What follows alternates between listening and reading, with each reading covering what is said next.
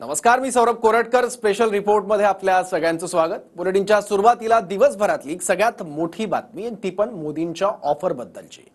नंदुरबारच्या सभेतून काँग्रेसवर हल्ला करत असतानाच मोदींनी अचानक शरद पवार आणि उद्धव ठाकरेंना ऑफर दिली आहे. काँग्रेसमध्ये विलीन होण्यापेक्षा शिंदे आणि अजितदारांसोबत या स्वप्न पूर्ण होतील असं मोदी म्हणालेत. पाहूयात याच बद्दलचा टीव्ही 9 चा स्पेशल रिपोर्ट. अब आपको मैं बताता हूं, जब 4 जून के बाद कांग्रेस में जाकर के मरने के बजाय अरे सीना तान करके हमारे अजीत दादा के साथ और शिंदे जी के साथ आओ, बड़े शान से सपने पूरे हो जाए.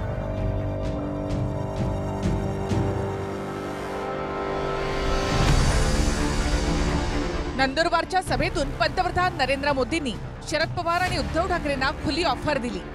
4 जून नंतरच्या काँग्रेसमध्ये विलीन होण्यापेक्षा अजित पवार आणि एकनाथ शिंदेंसोबत या स्वप्न पूर्ण होतील असं सांगत मोदींनी पवार आणि ठाकरे यांना सोबत येण्याची ऑफर दिली. छोटे छोटे राजनीतिक दलों को कांग्रेस में मर्ज हो जाना चाहिए. इसका मतलब ये जो नकली एनसीपी है और ये नकली शिवसेना है, उन्होंने कांग्रेस में मर्जर करने का मन बना लिया है. अब आपको मैं बताता हूं, जब 4 जून के बाद कांग्रेस में जाकर के मरने के बजाय अरे सीना तान करके हमारे अजीत दादा के साथ और शिंदे जी के साथ आओ, बड़े शान से सपने पूरे हो जाए. मोदींनी महाराष्ट्रामध्ये येऊन ही ऑफर दिली आणि त्यासाठी त्यांनी शरद पवारांच्या विलिनीकरणाच्या 2 दिवसांआधीच्या वक्तव्याचा आधार घेतला. तर ठाकरे आणि शरद पवारांनी मोदींची अस्वस्थता असं सांगून मोदींची ही ऑफर धुडकावून लावली.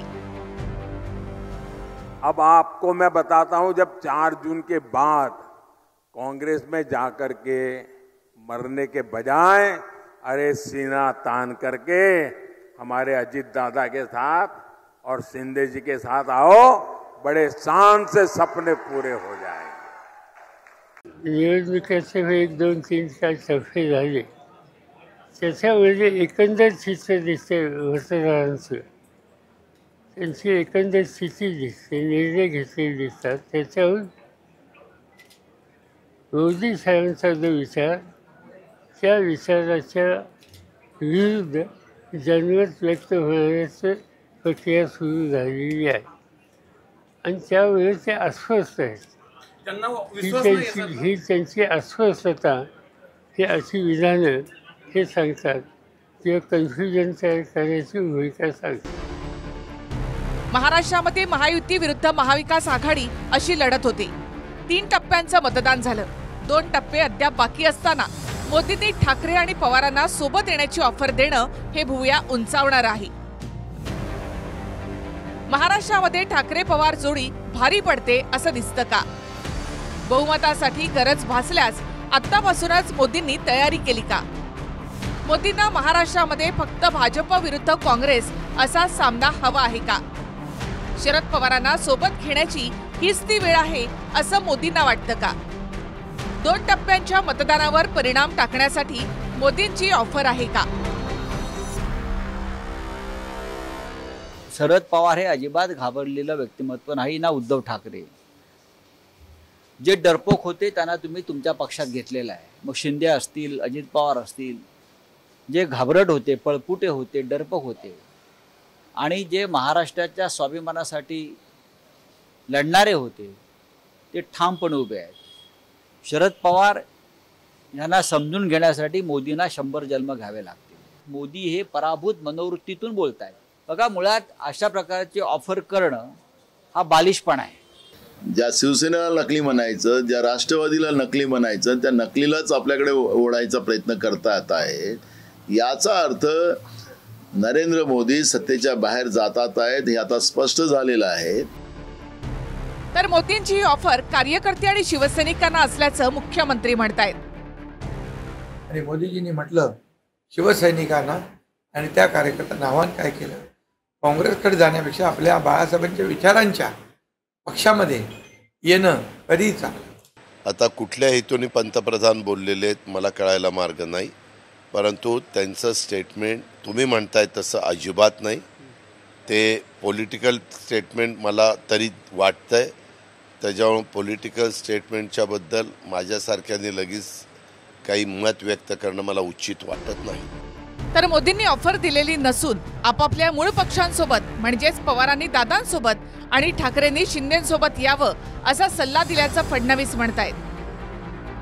मोदीजींनी सल्ला दिला आहे की तुम्ही काँग्रेसमध्ये गेले तरी तुमची अवस्था तीच होणार आहे, कारण काँग्रेस ही संपणारा पक्ष आहे. त्यामुळे तुम्हाला खरंच जर काही करायचं असेल तर तुम्ही शिवसेनेने एकनाथराव शिंदेंसोबतच्या शिवसेनेसोबत जावं आणि तुम्ही अजितदादांच्या NCP सोबत जावं. खरं तर मोदींनी ऑफर आत्ता दिली असली तरी 8 दिवसांआधीच TV9च्या मुलाखतीतून त्यांनी संकेत दिलेच होते. ठाकरेंना मदत करणारा पहिला मीच असेल असं मोदी म्हणाले होते. तो बाला साहब के बेटे के नाते तो मैं उनका मान सम्मान करूंगा ही करूंगा भाई, वो मेरे दुश्मन नहीं है.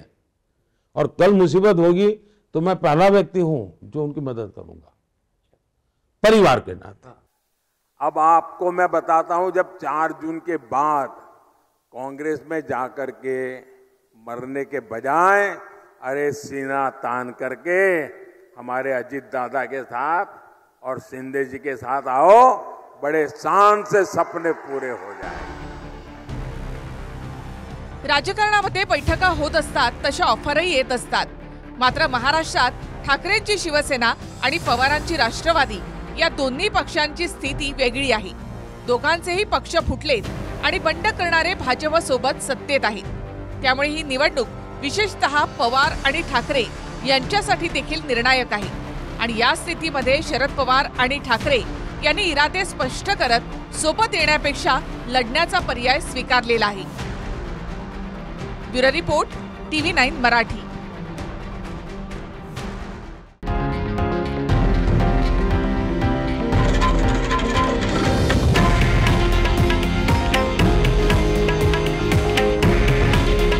हे आहे देशातील नंबर 1 न्यूज नेटवर्क आणि आपण पाहत आहात TV9 मराठी. काळजी तुमची, हित महाराष्ट्राचं.